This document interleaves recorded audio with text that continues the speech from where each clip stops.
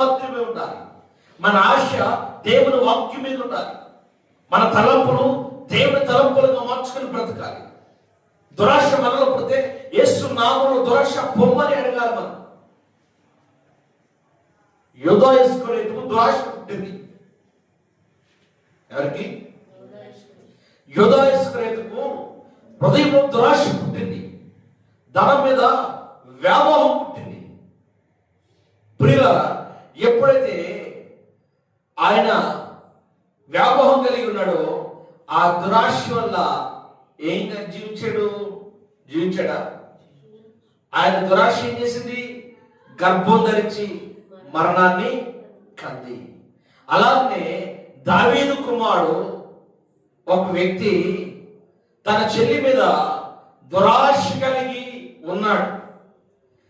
ఆ దురాశ ఎలాగ మేనేజ్మెంట్ చేసుకుంటాడంటే జనం వచ్చిన వాళ్ళని నటించాడు.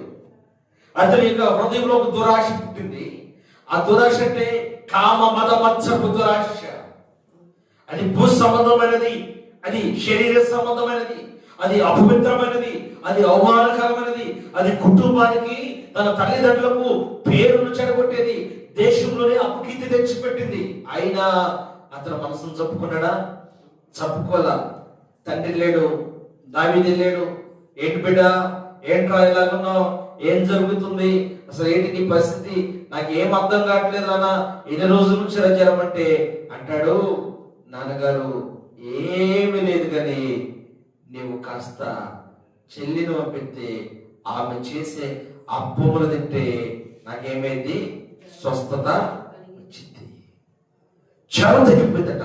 దవడ మీద కప్పడు తిన్నే తీయలా లేదా పేర్లు తీసి ఏంట్రా ఎంతమంది పనులు ఉంటే చెప్పుకో పనులతో రాసుకే అనకుండా కుమారుడు మాట నమ్మాడు. కొందరు హృదయంలో ఉన్న ఆలోచన ఎదటి వారికి అర్థం కాదు. అందుకే లోకంలో ఒక మాట ఉంది కదా, మనిషి కడుపులో మర్మమను గుర్రం కడుపులో పుట్టేవాడు విప్పలేడట. మనసులో ఒకటి పెట్టుకుని ఒక విధంగా స్నేహం చేస్తారు.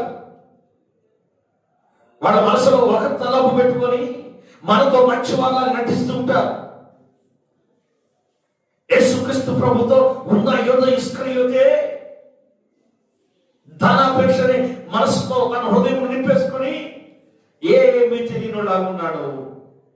కానీ ఆ దురాశ గర్భం ధరించింది.